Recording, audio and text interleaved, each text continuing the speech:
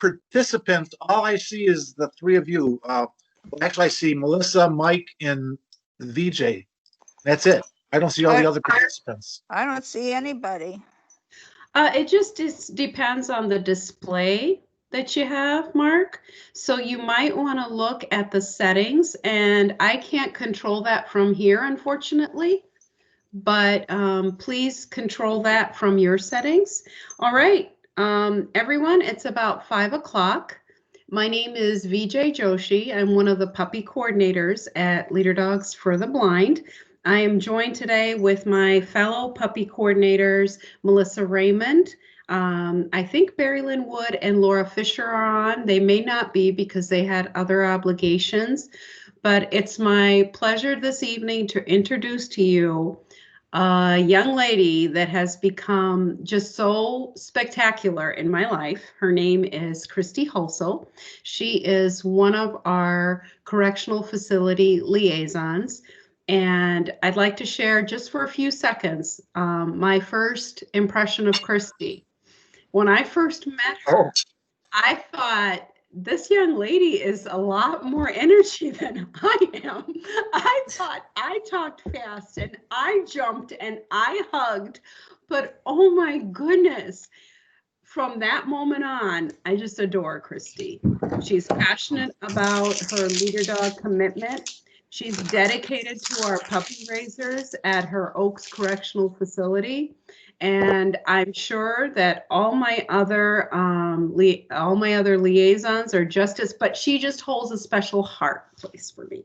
So without further ado, I'd like to introduce to you Kristy Holso. She will tell you a little bit about herself, about what she does, and share whatever she deems she wants to share with us this evening.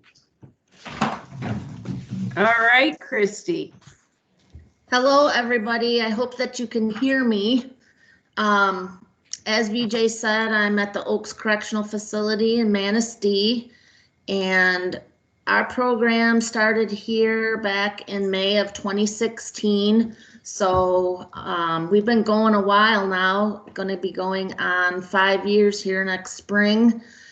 Since then, we have gone through the alphabet 2 times and are halfway through the alphabet the 3rd time around. And we have also taken on a few project dogs. So our total right now, I was working on it a little earlier, is 70 dogs. So we've been going strong for a while, and our program has continued to, I think, grow and blossom. When we were first approached here to find out whether or not we would be interested in having the leader dog program here, we had a warden then that had pretty much rolled out the program up at one of the UP facilities. He had witnessed it at Chippewa, and I think he was at Alger, or Baraga, either one of them. Anyway, he had witnessed such a dramatic change in that facility, just as far as the morale of the staff and the prisoners as well, and then the overall just calm demeanor at the place, and wanted to know what was going on. Discovered that it was leader dog that had been rolled out there, and he went back to his facility at the time and told his warden at the time, because he was a deputy, and said, I want to do what they're doing. And so they took it on, and he helped roll it out at his previous facility. And then when he came here, he wanted to do the same thing. So we were very fortunate to have him here the short time that we did. And other administrators were very in tune with it and wanted to give it a try. And so I got called up front one day into the warden's conference room over the PA, and I was very nervous because that's not usually somewhere you want to be because disciplinaries and other things are held in that conference room. And I was like, what is going on?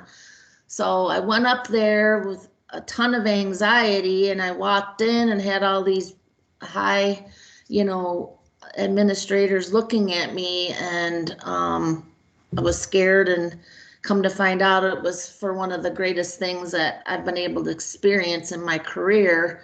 It was kind of a unanimous decision on their part when the warden asked, who do you have in mind here at the Oaks that would be, a good choice for, overseeing this program? And several of them at the same time said my name, because they knew my love of dogs basically at that time, and they knew my dedication and commitment as overall as a hard worker. So I was very honored. I actually got teary-eyed that day, and I asked, at first I thought I was getting punked or whatever you call it. I'm like, are you for real? Are you really serious? Because I had dreamt of such a program coming here.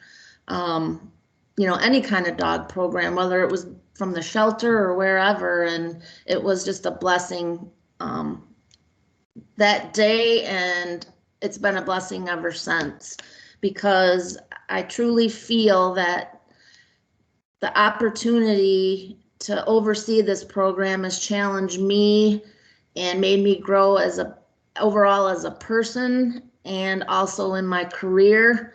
And I truly believe that it has made a difference in the morale here and the overall feeling that our facility has.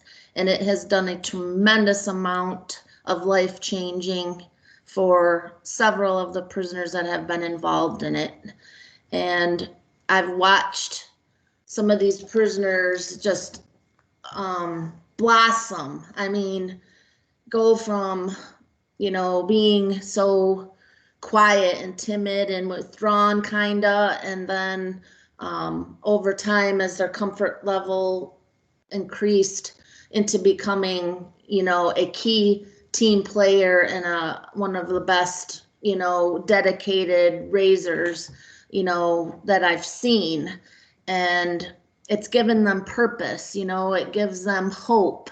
It gives them a connection back to humanity, many of them have said. It brings joy and laughter and just a sense of being human again in a place that you don't get that opportunity very often at all. And I've just watched so many guys come and go through the program. I don't have a list of how many prisoners total have gone through it, but they come and go for various reasons, whether they make poor decisions or are moving forward in their rehabilitation and getting other programming that they need in order to get back out into society and hopefully be a success. So it's been a blessing to me to be able to be a part of it and witness just the turnaround in some of these guys, and how much more of a human being and how much more of an actual man they say that they've been able to be a part of it and give back to society, because they're not given very many opportunities to do that either. They get a taste of my passion for the program right away when they're new and they get in, and they know my level of dedication and my amount of concern and for the welfare and well-being of the dogs first, and then holding up the integrity and the overall mission of the Leader Dog program. So they have no doubts as to how I feel about it and where I stand and what I expect of them as being a participant in the program. They all know very well what it means to me, and how I will do everything in my power to keep the program here. So with that being said, I don't have a whole lot else that I can think of off the bat. I didn't really know what to share. I've always had a love for nature and animals, and that's just how I am. And I get attached to these dogs as soon as they arrive here. It doesn't take much. Doesn't matter whether they're a tiny puppy at 8 weeks old or some of the older dogs that we recently received. And I've watched the personalities come out in those dogs since we've had them here and have watched their growth and how amazing it is in just a short amount of time what this training does and how it works so well for these dogs. It just amazes me from 1 week to the next as I can see them proceeding through their training. It's amazing.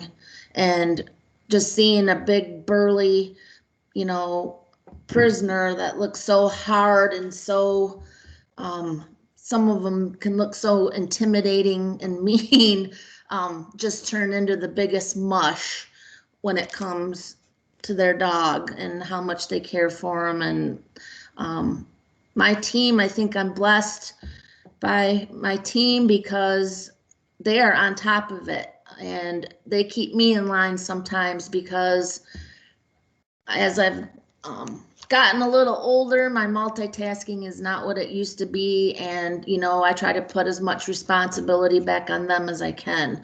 You guys need to remind me and help me remember too when, your dogs are due for their shots and when I need to call the vet to get those appointments, and help me remember that it's, heartworm medicine day and flea and tick, and, all of those types of things. You should be looking for your questionnaires coming to you, at such and such time frames, and, all the other little responsibilities and things that I have to make sure I'm keeping on track and completing and getting back down to leader dog. And they do a wonderful job. They help me, with our inventory and when we need dog food over to the units. And, so I got some guys that really step up and help me out with that. So I always say that they're the ones that do all the work. They put in all the time and all that dedication and do the work that's needed to get these dogs to the best of their ability where they need to be in their training level so that they can go back and further their trainings to hopefully become a success. So I put all of it back on them because they do the hardest job, breaking their back when that puppy's so tiny and having to bend over. Most of you all know what that's like yourselves because you've raised dogs yourselves. So I don't want to take the glory away from them. I oversee the program, and I'm dedicated and my passion and my heart is there, but they do the hard part. Miss Holso gets to, even though I've really worked lately on trying not to get the dogs excited, the puppies, but I love them so much and I just want to hug on them and love on them and, but they get all excited, way too excited. So I've really been working in the last probably year on trying to keep it professional and do appropriate meet and greets. So when they do see me, they don't get so bent out of shape. It's hard though. I tell you, it's so hard because I just want to love on them all the time, but I've been getting better at that. So settling is a big thing that we've really been working on, especially since we've been locked down for so long in the springtime. And then this summer wasn't too bad. I was trying to hold as formal training sessions as I could, at least one time a week. And then COVID protocols made us make the group smaller. So there have been so many challenges we've faced here at the facility, just like all of you have had to face at Leader Dog and then in your homes and at your facilities that you're at as well. Trying to keep everything going, and when you're locked down, the guys can't move. And lately I've been having a struggle of, I've got 2 housing units that have dogs in them, and housing unit 7 happens to be connected to the play yard where the dogs get to play, and they're not allowing unit 6 guys in the play yard because they don't want them mixing because 6 has had so many positives. And administration doesn't realize that, okay, these are puppies, they need exercise, they need to be able to run, they need to be able to get rid of some of that extra energy, and where are Unit 6 dogs supposed to exercise? So that's, something that they don't think of, but myself and the prisoner raisers are thinking of right off the bat, what are we supposed to do? So that's just one struggle, out of dozens and dozens and challenges that we've had on the COVID tip. And it's just one day at a time, and let's keep plugging along and pray that we can get this disease to a point where the number of people getting sick from it is decreasing instead of increasing each day. It's just been hard. We miss our puppy counselors so much because their level of education and knowledge and expertise and their just knack of, instinctual knack of teaching and getting the guys excited when they come, and having, the extra distractions and all the props and all that. And question and answer time is so valuable and so critical, and it makes me worry about, are we doing everything we need to get these puppies ready, and not having that extra training time and that extra knowledge and stuff that they're so willing and so full of to give when they come here. So we've really been focusing on settling, because that's one of the biggest things that I think the dogs, just as a doggy population, struggle with. And Lord knows we've had a lot of time to spend on it. So that's what we've been truly focusing on. And I miss having the quality time each week with the guys too. Just because, we're not allowed, there's no movement here at all right now. Chow and that's it. So I'm kind of stuck. But I think I've kind of babbled on quite a while. I don't know. We can open it up to some questions or comments, or I don't know how you want to do it, VJ. So. Oh, sure. I think you did not babble. I think you shared some really important things.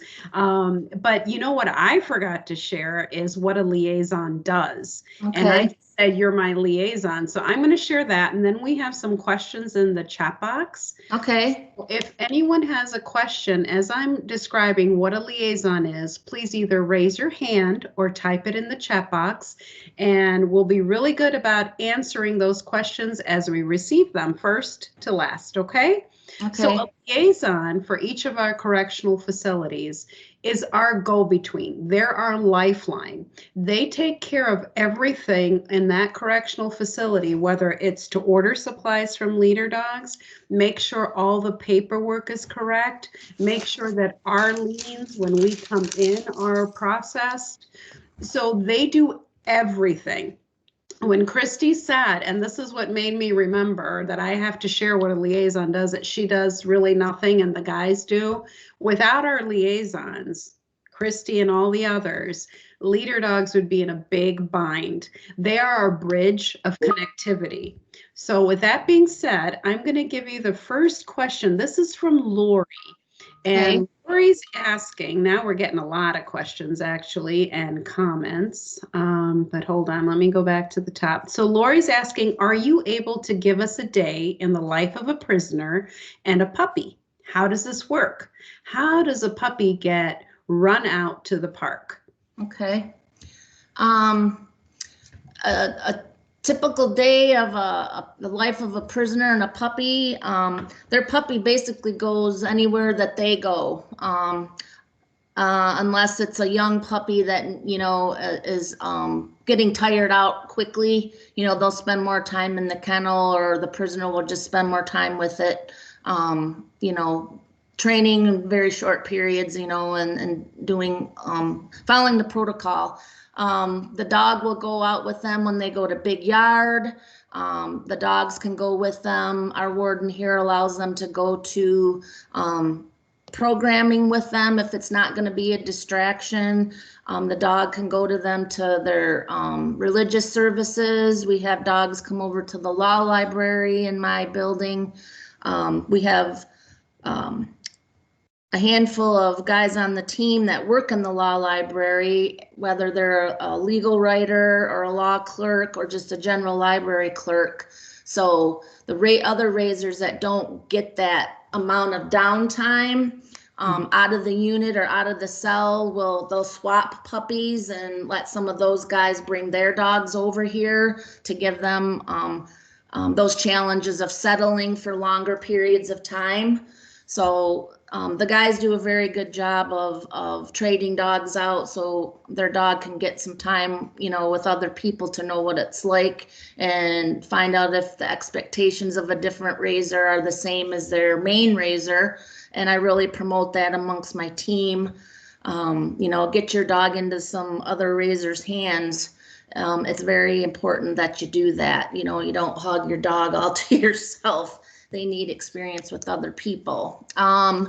When the dogs are also able to go to the chow hall here, when we first brought the program here, we had some flack from prisoners in certain religions saying, the dog shouldn't be in the chow hall, blah, blah, blah. But we fought those grievances and won. So, the dogs are supposed to get as many different experiences as they can. And it's very limited here in a correctional setting. It's the same things day in, day out. They can go to small yard with the guys. When they go use the phone outside, if they want to, they can go to the big yard. They can go to the weight pit with them, and then, any activities over here. A lot of them will bring them over to the gym when there's basketball games going on or handball, so that the dog can learn to settle in there with all that distraction. The guys running back and forth and the balls going back and forth and things like that. When the dog has to park, having the program with the level 2 prisoners, they have the leeway of coming and going for most of the day that they want when we're open and running as normal operations.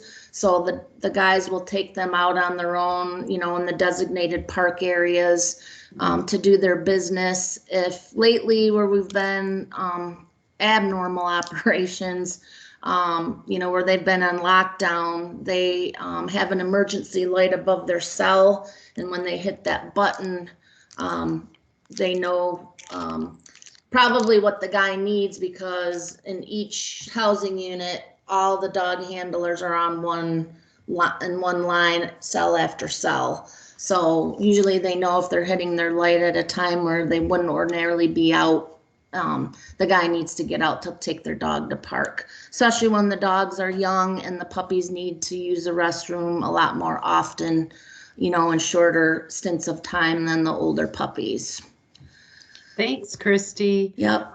Now we have a couple of people that have asked the same question, and it's how many puppies are in residence at the facility at one time? Right now we have 16. Mm-hmm. I believe the most we've had at once was 18, and I found that was just too, the numbers were getting too high. Mm-hmm. To really, for me to be, I was feeling ineffective and a little bit overwhelmed, and I was missing things. It was just a little too much, I thought, trying to handle that many raisers in the program and keep everything in line. So we knocked it back down to 15 for quite a while, and we've kept it around that. Recently, we've taken on, been willing to take on a couple of special project dogs. So 16 has not been, much different in my eyes. I think it's a good number. Saying around 15 or 16, that's max number is good for me. Yeah. It's a lot to keep track of, and trying to get them all to their vet appointments when we first get them, and getting all that done. And it's just me here. I started out in the beginning with a couple extra people, but I've lost them along the way. So, you know, I want to keep it somewhere where I'm able to keep control of everything. And Yeah. 16 is a lot. That's a minimum Yeah, of 32 razors, you know, 2 per dog. And the dog stays right in the cell with them. And they're, you know, they have a kennel that's been built in there, fabricated. And then I try to have a minimum number of support handlers. I try to have 4 in each unit, but I'm a little low right now. We haven't been able to do any interviewing or anything. So that's another reason why I'm very, I'm praying the COVID doesn't hit many guys in my team, because, you know, we're a little lower than I'd like to be as far as participants.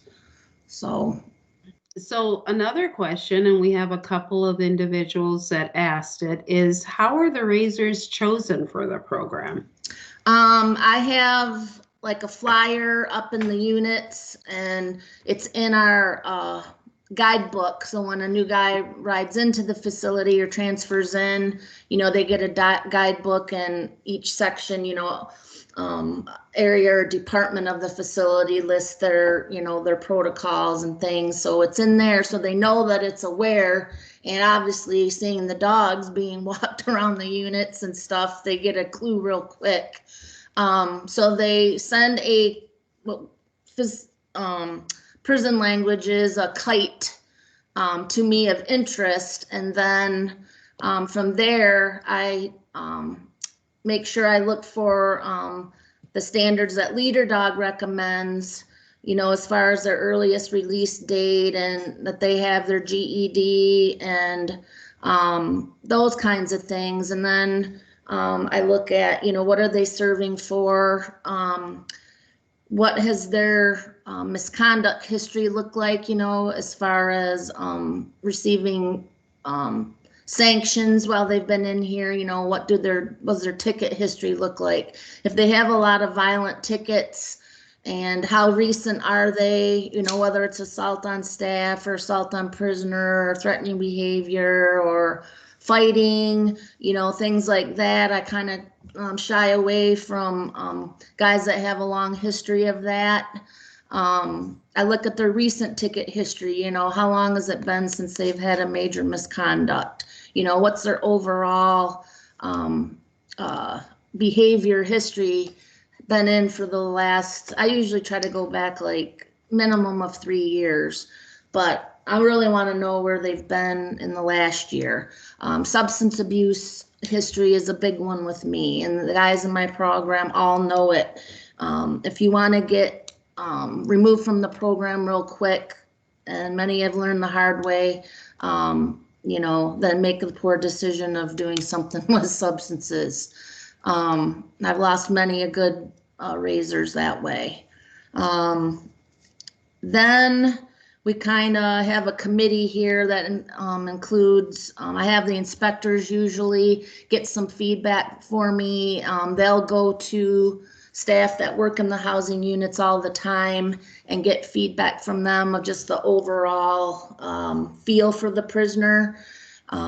Because everybody knows they're the best cons there are, and they can put on the best face and best show for me. But I want to know, how is that prisoner when he's living over where he lives? You know, in his off time, what's he doing? Who's he hanging out with? I want to know if he's hanging out with gangbangers or not. You know, is he helpful in the unit? What's his demeanor? You know, does he seem to fit a category where he's committed to what he does? And do you think he'd be a good candidate? So I look at kind of things that I can see in black and white on the computer screen and in the system. It's really helpful to them if I've ever had them in any of my programs that I hold, like Thinking for a Change or Cage Your Rage, Anger Management, AA, NA, any other substance abuse programs, then because then I know more about that prisoner than I ordinarily would another one that I haven't had in any of my programs. But I really truly go on feedback from unit staff, especially because they're the ones that get to see them in their real true element. Okay, well, Now we have a question, and I think you hit on this already, but Beverly's asking, will a puppy have more than one raiser? And I think you did say something that you do have 32. If you Yep. could explain that a little bit. Okay, a big part of the program and the facilities is how we do it here is we create a two-man team. So we have to find two prisoners that get along as far as their personalities, because they're living in this little dinky room that when you stand in and put your arms apart, you can almost touch the walls. That's how small it is. So you've got two bunks in there. Supposed to be a desk for each inmate, but that goes down to one when we put a dog kennel in there, and they're pretty good sized dog kennels. So yeah, they've got to get along. And because I tell them, you know, I expect you guys to stay together and raise this puppy together. It's almost like a marriage, I tell them, and they kind of chuckle. But I say, you know, you're raising a child. That's how I'm looking at it. And you guys are learning the same material. You have the same puppy raiser manual and, you know, the information that Leader Dog provides for us. But a lot of times that can still create two different opinions, you know, or how they interpret something, or how they understood something that was presented at a puppy counselor session, or, you know, whatever, what they think is better, or the way, you know, you're not doing it the way I thought she said, or, you know, so they really have to try to get together and know that they're going to be able to stay together, hopefully until that, from the time that they get their puppy until that puppy leaves. I've had several instances where that hasn't happened because of various reasons, you know, whether they just can't get along, or one makes a poor choice and ends up in segregation for however long. He's out of the program and that guy has to find somebody new. But for the most part, they've done a really good job of staying together and raising that little baby, you know, as I say couple, and they just kind of look at me like I'm strange. But I said, not that way, you know, you're raising this kid together, and you got to make decisions and come to an agreement as to, you know, who's going to have them at this time. When it's tiny, you know, who are you guys going to alternate, you know, nights that who's going to stay up with it all night to take it out every time it's got to go potty? You know, does this one have a job in food service, and do they have to get up at 3:30 in the morning to get, you know, to start their job over there? You know, when do you have an additional job? Because most of them do. I think all of them but two of my guys have another job, whether it's a unit porter or a laundry worker. Some of them work in maintenance.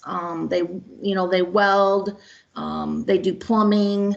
Some of them are work out in the weight pit, you know, food service. Some are clerks in the law library. So most of them have a second job. So, you know, they're juggling schedules just kind of like we do, you know, and they have to come to those agreements and work that out all with each other.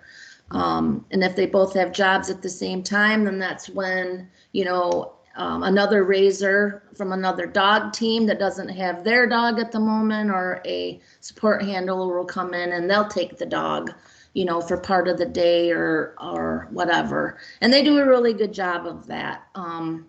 They switch dogs off, and they'll come over and tell me, I'm like, hey, you got so-and-so today. And they're like, yep, I get her on this day, and then so-and-so gives me their dog on Friday. And then I have this one on this day. And then the rest of the time I have my dog, you know, so they're doing a really good job of getting the dogs moved around and getting those different experiences.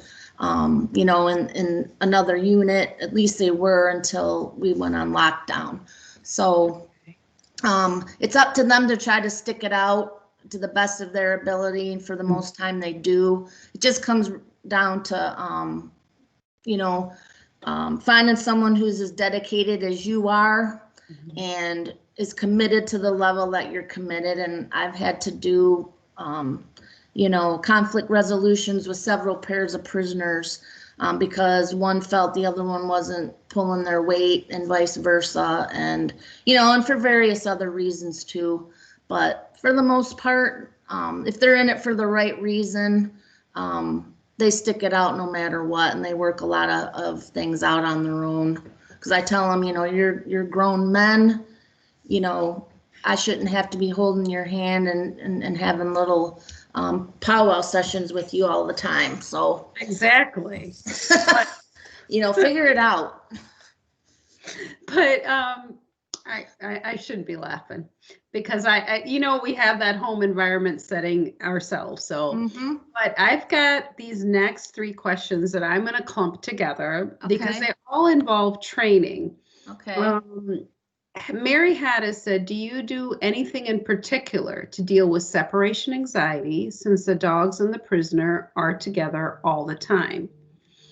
And then Shorn, she asks, do the puppies get experience on stairs? So I think there are 2 questions that we can kind of knock out together. Yes, they do get experience on stairs, but unfortunately it's very limited. In the housing unit, we've got 2 wings, kind of. So the units themselves look kind of like a V, a very wide V, and right in that middle part is the unit bubble, they call it, and that's where all the officers can control, all the mechanics are in there, and that's where they control the opening and closing of the cells and all that other stuff. And then we've got day rooms and offices and then on the wings are the cells. So you've got a lower, so they'll call it A wing lower and then B wing upper and lower. So when you go down the stairs are closed and everything's concrete.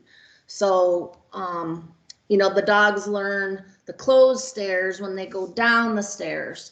And then to go up onto like B upper or A upper, the stairs are open backed. I would say there's probably between 8 and 10 stairs. So unfortunately, that's the only stairs they really get to practice on here. But they will exchange dogs so that the dog gets to go to the other unit to do the stairs there. It's a little bit different for them, a different environment that they're not used to, but basically the same exact setup. So it's still, 1 set of closed and then 1 set of open back. Other than that, they don't get any other experience on stairs. Those are the only stairs that they're able to use in the whole facility, unfortunately. Separation anxiety, one of the only ways really that we can do it is for them, to practice for the IFT skill, where they separate. The other way they do it is they'll do like they call them a slumber party or sleepover. So they'll let a dog stay that doesn't belong to this set of razors go over and stay the night with, a different set of razors, let's say in another unit. They might start out letting them stay in a cell close to them in their same unit to see how the dog does. And then as the dog gets used to it or doesn't have any issues, then they work up to where they'll let it stay the night over, in another unit to see how it does. To try to deal with that anxiety, that's why I really encourage them, you need to hand your dog off. If I see the dog with his primary razor all the time and I hardly ever see him with he or she with the secondary, I'll say, what's so-and-so doing, that I don't ever see him with Henny, or Callie or whoever. And they'll say, well, he's got blah, blah, blah at this time. So this is my time that I have him, unfortunately, every day. I'm like, okay, he's getting time though, right? Yeah, he has him at this time. I'm like, okay. Besides you 2, who else gets your dog? Because you can tell the guys that are like really, the guys that have been in the program a long time, they're not going to hand their dogs off to anybody in the program. They're going to make sure that that guy has shown them that, he's responsible, he's committed, he's, even if he's new, you know, is he paying attention to what other guys are telling him? Is he hanging out with, you know, the guys in the program when he's supposed to be so that he can learn? Is he being proactive and, you know, asking if he can work with somebody's dog? You know, sometimes I got to tell them, they'll say, well, nobody's letting me work with their dog. I'm like, well, have you asked? No. I said, well, they can't read your mind, you know.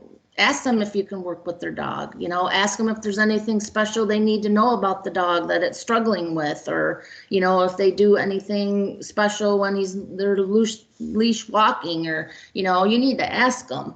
So, Okay. they do a good job on separation anxiety to the best that we are able to here. You know, we just don't have the opportunities, you know, out like you do out there, but they try to do their best. They really do a lot of troubleshooting and thinking outside the box to figure out how they can accomplish, you know, the IFT skills and other things with our limited capability here. I think they're very creative. They are with so many things that it strikes me as wow. They're very dedicated. They try to adapt. Sometimes they build stairs, sometimes they build platforms. They do a lot of different things that I could never imagine. So we have room for maybe 2 more questions, and I'm trying to pick questions that are a little bit different and can be answered. If your question is not answered today, please email one of the puppy coordinators at Puppy Development, and we'll be more than happy to address those. But the question I'm going to give you, this is from Kathy Sellers, and she says, can other prisoners interact with the puppies? Yes, they can. But it's always, I've posted rules in the units, and we've also shared the rules. We're very fortunate where prisoners have an email account now, but it's restricted just like their visiting is.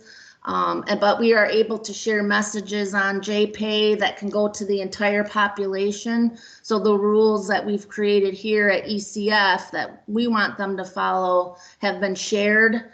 And if they choose to violate those, they can receive sanctions for violating them. And one of the rules is that we do encourage meet and greets when, you know, when they're appropriate, which during COVID, you know, I've asked that meet and greets come to a halt because I don't know much about, we don't know enough about the virus to know how the ways it can be spread. But anyway, it's always at the discretion of the handler, whether it's staff or another prisoner. So I've been trying and continue to try to get through both staff and other prisoners that, yes, we want the dog to get practice with doing proper meet and greets, but you need to listen to the raiser because there's a particular way that the dog needs to behave in order to get that reward. So we do encourage it because it's probably one of the biggest struggles with the dogs here is that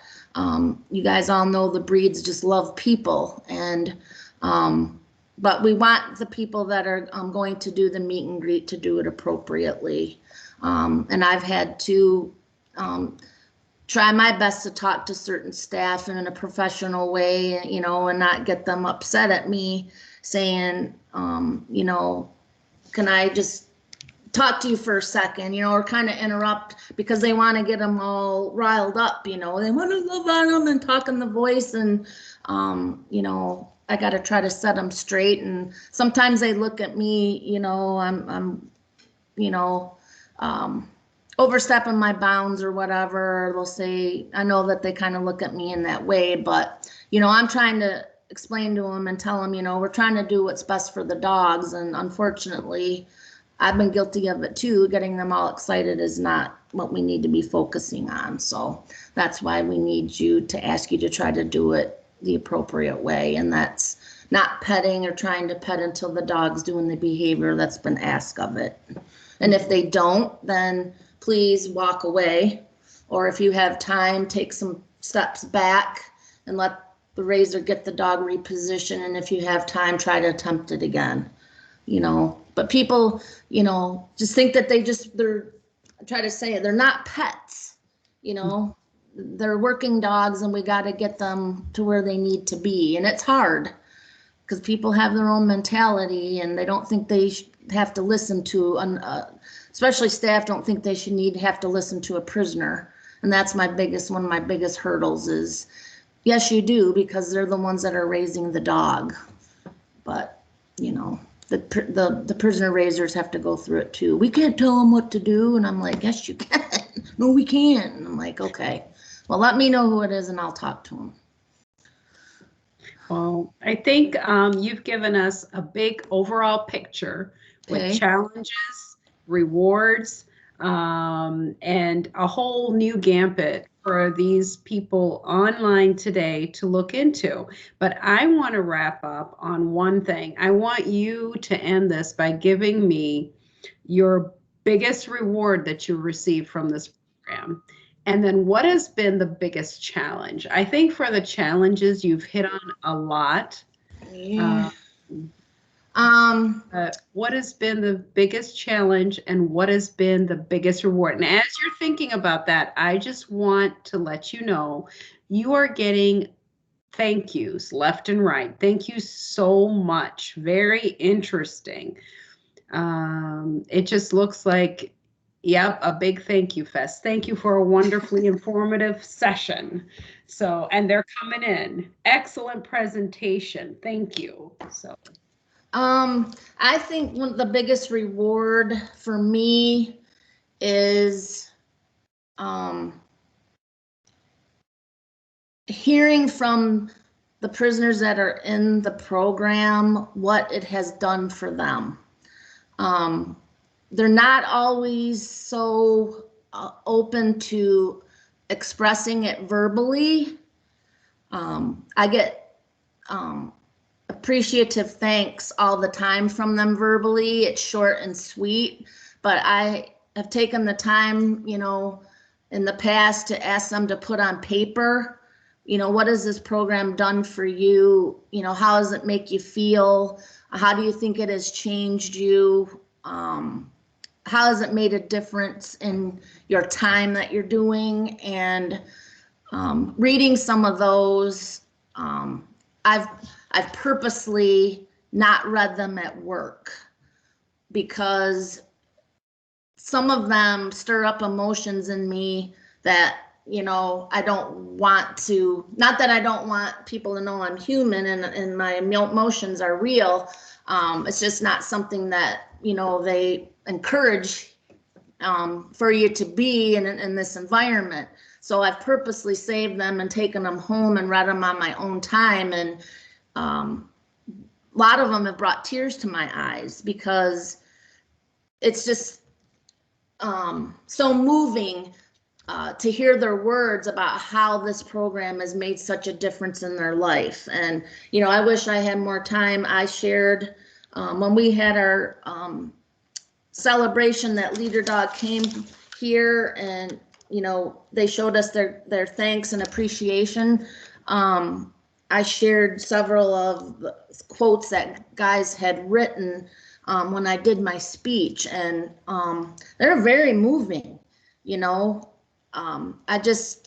that's probably the biggest thing to me, to see the impact that this program has had, and for us to have this opportunity that you guys have granted us to have here, and how it has, I think, changed so many of these guys for the better, in so many different ways. It's made some of them grow up. It's made some of them, have responsibility and accountability for some things other than themselves. It's taught them teamwork, it's taught them commitment and dedication and loyalty, and trustworthiness, and, a lot of those terms that you don't think of when you think of inmate, or prisoner or convict or felon. Those aren't the kind of words that come to mind when you think about this hardened, big burly guy that's behind bars. But those are the words that come to mind when I think of, the inmates that are part of this program.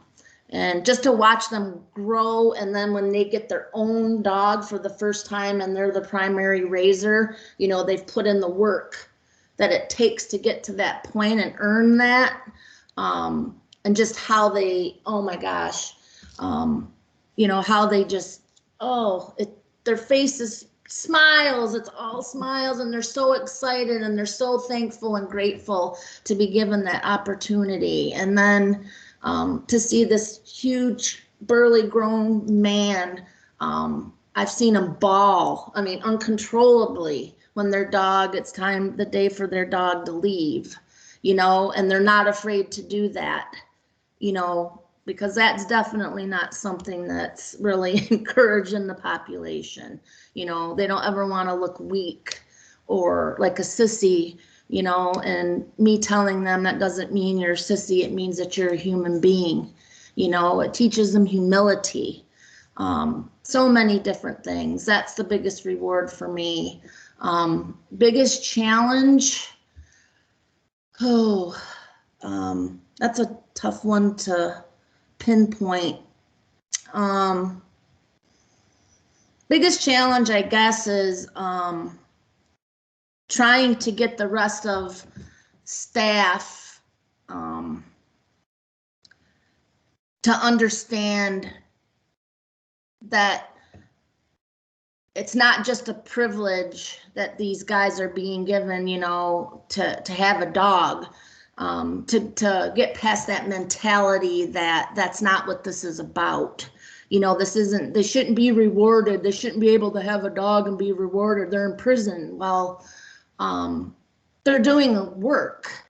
You know, this isn't an easy thing.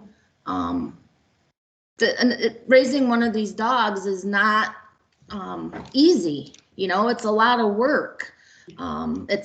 It's up at night, you know, it's bending over, it's being dedicated to follow protocol that you're given. You know, this is your baby 24/7 for the next year minimum, you know, most of the time. And you're given that responsibility, and that little being is valuable, you know, was bred and born to do a service, and trying to get that through to staff too, that, you know, they're working dogs, you know, they're not to be played with and getting all riled up, and you know, so that's a struggle, and having to talk to my peers, you know, and try to explain to them, hey, you know, we're trying to keep them as calm as possible. I know you want to play with them and get them all, you know, show them that you love them and stuff, but you know, we got to try to refrain as much as possible. Just getting through to the negative mentality, I guess. And I'm pretty blessed here that I think there's a lot more staff in support of the program than there are people not in support of it. But I think those that aren't in support is because their lack of education about what Leader Dogs for the Blind is about. They don't know what the program really entails. I've had a couple staff recently ask me to be removed from the email group. You know, when I share the updates on the dogs I send it to the entire staff. We have an email group, and I recently had one ask, can I be removed from this email group? And I was just flabbergasted, like, okay, you know, I refused to do it. And so I could have gotten in trouble for insubordination because a supervisor that wasn't my direct supervisor asked me to remove this person from the group. And I said, I'm not doing that. I'm not going to waste time removing somebody from an email group when I'm sharing something that I think is positive. Delete it. What's so hard about it? I have to delete emails that don't pertain to me several times a day. It's not that hard. And in the end, my supervisor had my back, so I was very glad for that. But that's probably my biggest challenge, is just the negative mentality that, you know, they think it's just another privilege that these guys get to do whatever they want. But I wish they could just see. That's why I think I'm going to start sharing the client photos, because that's what it's about. When you get one of those client photos, hugging one of the dogs and their big smile on their face, you know, and it's a dog that you raised at your facility and that your team put so much time into, and they're going to change that person's life, you know, and give them some independence back and get some normalcy back in their life. And that dog is sitting there standing so proud with their client. That's what it is all about, and that's what moves me. And if I could just transfer those feelings over to the negative mentality, it would be a godsend, but you can't, you know.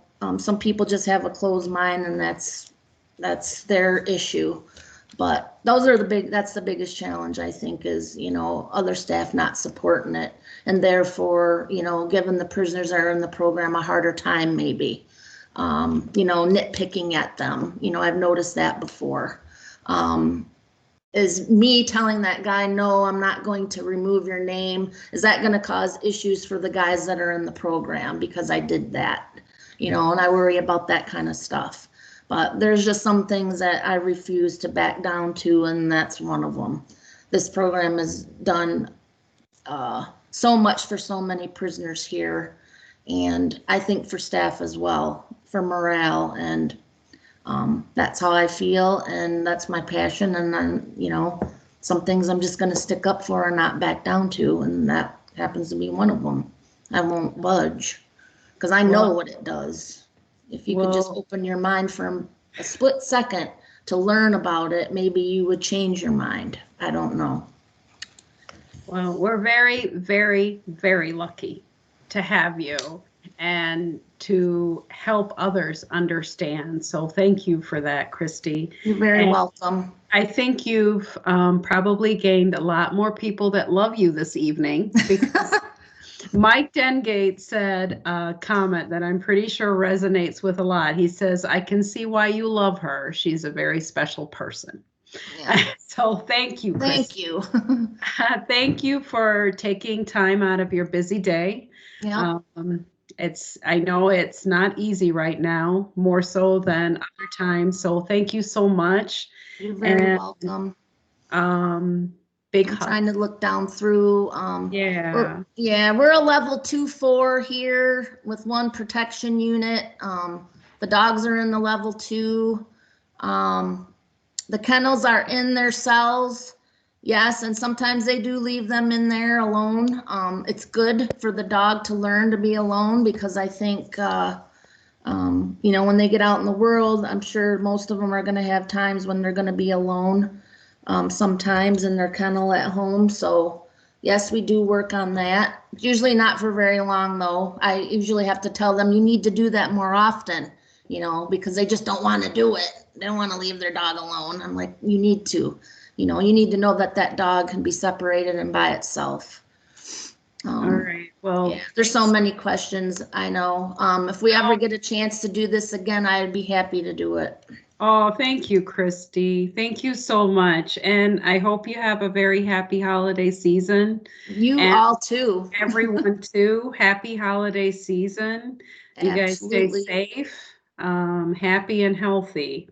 Thanks, everybody. Okay, Thanks. Everyone let us know in the comments if you want Kristy to do part 2. Yeah, and if you have any questions, you know, that VJ and Melissa can't answer, those two can absolutely forward any to me, and I'd be glad to answer them. So we just had a blow up of yes, part 2. Okay. All right. Thanks, everyone. Have a wonderful Thank you, everybody, evening. for your time.